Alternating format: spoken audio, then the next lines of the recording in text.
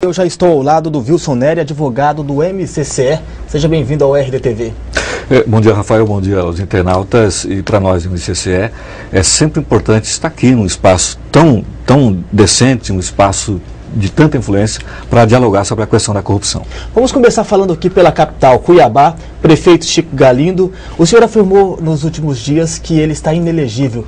Por que, Wilson? Olha, na verdade, o que acontece? O Francisco Galindo, ele foi administrador de uma empresa chamada Prodecap, em Presidente Prudente, São Paulo, nos anos 90. Ao final da sua atividade em São Paulo, restou um sem número de processos, ações e a maioria por improbidade administrativa. Quando ele foi candidato na chapa do prefeito Wilson em Cuiabá, inclusive o próprio MCCE representou o promotor eleitoral da época, o promotor do registro de candidatura, Dr. Marcos Machado, e a gente relatava exatamente essa questão desses processos que estavam aí em tramitação contra a pessoa do Francisco Galindo, do prefeito Galindo. E, ao final, o promotor entendia que aquelas condenações que restavam, elas decorriam exatamente de violação a princípios da administração pública, que também é improbidade, mas não é aquela improbidade que causa dano ao erário e nem enriquecimento sem causa. De modo que a impugnação à candidatura à época não restou proveitosa. Todavia, essa condenação, veja, eu tenho aqui a minuta de um julgamento do STJ, do agravo 1.324.728 de São Paulo.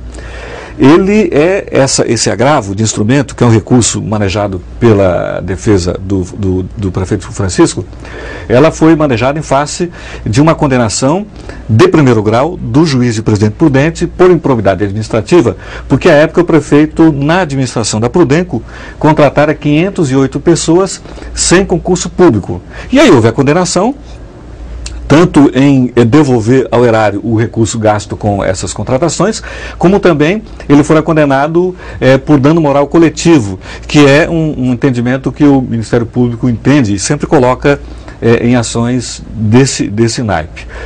Contra essa decisão do juiz, que inclusive impunha uma condenação de 3 anos de não contratar com o poder público, ou seja, a pessoa fica digamos, entre aspas, com os direitos políticos suspensos, pelo menos na questão de contratar com o poder público.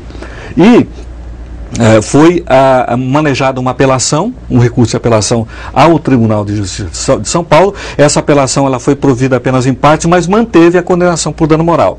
Contra essa condenação por dano moral mantida por um colegiado, e aí que entra a questão da lei ficha limpa, a defesa manejou um recurso especial ao STJ.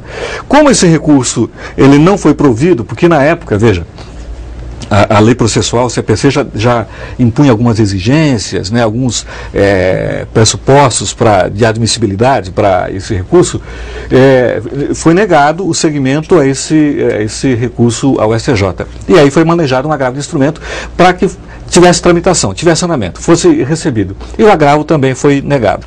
Desse modo, esse agravo de instrumento consolida a seguinte situação do prefeito Francisco Galindo. Ele está enquadrado na lei ficha limpa. A partir do trânsito julgado desse recurso de agravo, ele fica inelegível durante 8 anos, portanto não pode ser candidato. Não pode.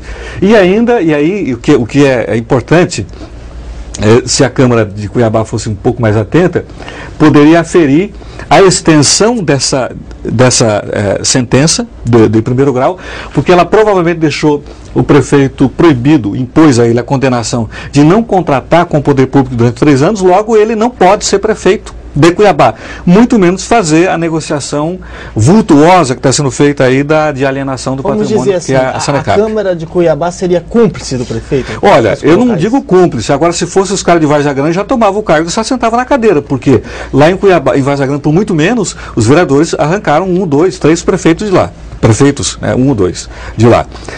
No caso de Cuiabá, talvez, é lógico que não vamos chegar a esse extremo de agir com má fé, mas a Câmara precisaria se atentar para a extensão dessa sentença lá de Prudente, que pode estar hoje impondo ao prefeito Galindo a impossibilidade de assinar qualquer ato como gestor público, né? Porque ele estaria proibido de gerir a coisa pública. Mas já que foi julgado, a própria justiça não poderia fazer? Veja só, é uma questão, se a gente for querer contar com celeridade de justiça hoje, é absurdo, até porque, inclusive era uma das questões que a gente atacava quando debatíamos a Lei Ficha Limpa, era que muitas vezes a morosidade, e esse é o caso, a morosidade ajuda aquele que fez alguma coisa errada, né? A morosidade contribui.